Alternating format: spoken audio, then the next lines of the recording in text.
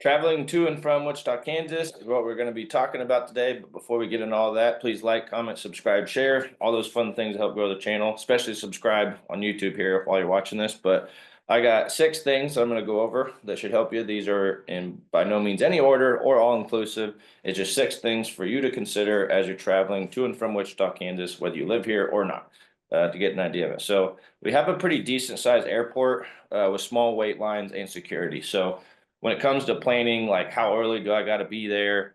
Um, you know, what exactly do I got to plan for? We're pretty small, but also we are big enough to be pretty capable to where there's a good amount of flights here, major airlines like Southwest, Delta, American.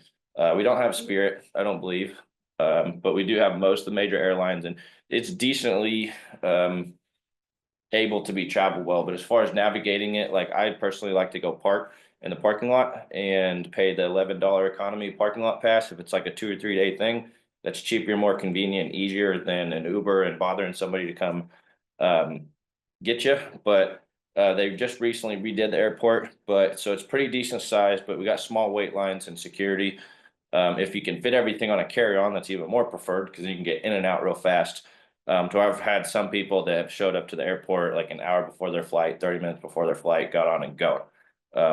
Me personally, I don't like to risk it like that, but it is something that I have heard and seen done. Security lines, I haven't really seen much other than one time there was like 5, 6 a.m. flights and everybody's trying to get through security at the same time. Um, and it all got through just fine, but that was probably the most packed I've ever seen it. But even then, it wasn't even really that big a deal. But every number two is everything in the city is about 15 to 20 minutes away. So when you do come into the airport, it is on the southwest side of town, and everything's pretty fairly accessible from there. So when you're taking into account like where should I stay, what should I look at, what side of town should I be on? If you want to experience East Wichita, it's a lot more big city. If you want to experience West Wichita, it's a lot more small town. Midtown, downtown area is a cool spot to stay that's pretty centrally located. So as far as where you want to stay, everything's about 15 to 20 minutes away. So it's not like it's a huge factor consideration of being like, I got to make sure I stay in the right place because it's basically just a big target. Like, so our highways kind of have a big circle all the way around the city and then a T in the middle with Kellogg going this way and I-35 going this way, and then a big target around it. So everything's super accessible with highways to get to places fairly easily. So it's something to take into account is that like you don't really have to consider what side of town you want to be on or where you want to stay, that kind of thing. And it does have a lot of connecting flights, mainly. So some direct, like you have Allegiant going to Arizona, Vegas, Florida, some places like that. But then a good amount of them, you're going to have to fly into another hub somewhere and have a connecting flight, mainly around here. But it is a very drivable city, meaning that you can park fairly easily compared to most other cities, but you are going to need to drive. This is a city where you're going to need to have a car. You don't necessarily have to rent a car unless you just really want to have a car to drive, excuse me, drive around a lot. But if not, there's plenty of affordable Ubers and ride sharing services. And it looks like I'm getting ahead of myself on that one, but it just gives you an idea of what the flights are like and then what the city's like. And when you do come here, be prepared to drive the speed limit or under, because we have one of the weirdest phenomenons in the country, I feel like, is people that drive the speed limit or under, or they drive very safe, very conservative, very scared because we have so much space. We have so much time. Because that's one thing about Wichita is we're very time rich.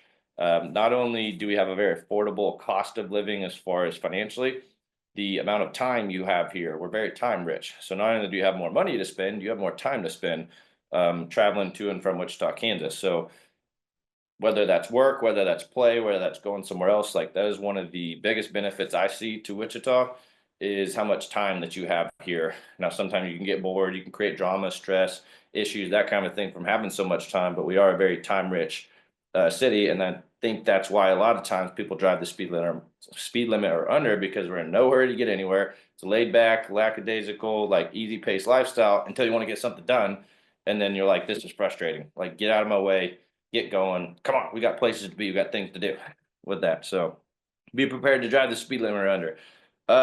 The fifth one is plenty of affordable Ubers and ride sharing services. And then the sixth one is plenty of chains and places to eat, but you'll need a car to access them.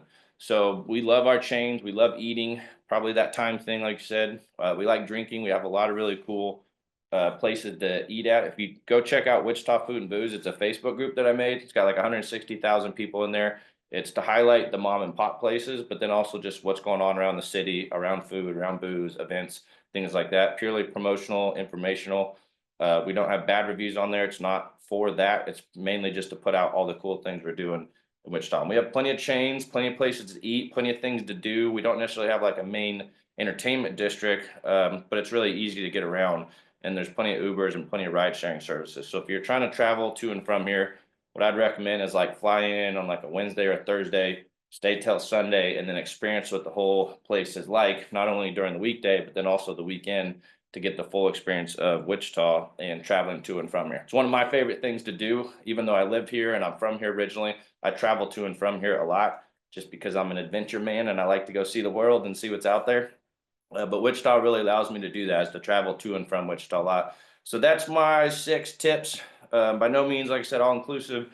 Hopefully that helps you get to know Wichita a little bit more, traveling to here, from here, getting to know the city. If you want to check out any of my other Wichita videos, check those out on the channel. If you want to get a hold of me, schedule a call or get on my schedule to discuss your personal situation, follow the links below. You'll see where you can sign up, leave me a message, and it's just me. You're not gonna have a bunch of craziness go on. I'm an individual producing agent that sells about 40 to 50 houses a year and calls it good, and then does some flipping here and there also, from a construction contractor background. But hopefully this helps you get to know Wichita. Appreciate watching as always. I look forward to talking with you soon. See ya.